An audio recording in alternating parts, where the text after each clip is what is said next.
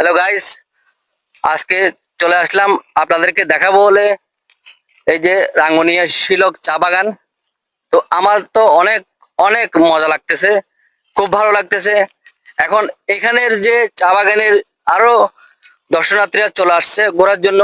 এখন ওদের থেকে কি কি রকম লাগতেছে সেটা দেখার জন্য একটু আমরা ঘুরে আসি। তো যাই হোক, তো সবাই একটু দেখুন এবং আমাদের সাথে থাকুন। দেখুন এই যে আরেকজন আছে দর্শনার্থী, ওনারা কি বলেন।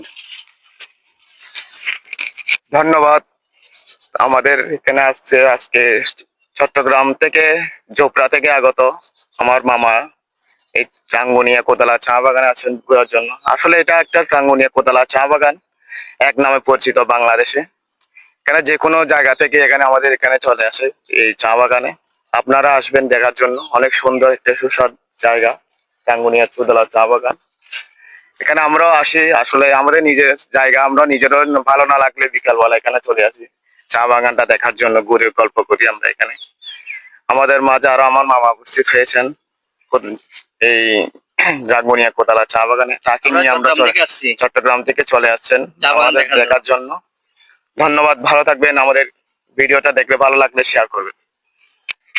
যাই হোক গাইস, সবাই ভালো থাকবেন, সুস্থ থাকবেন। ভিডিওটা কেমন লাগলো একটু কমেন্টে জানিয়ে দেবেন। Good bye.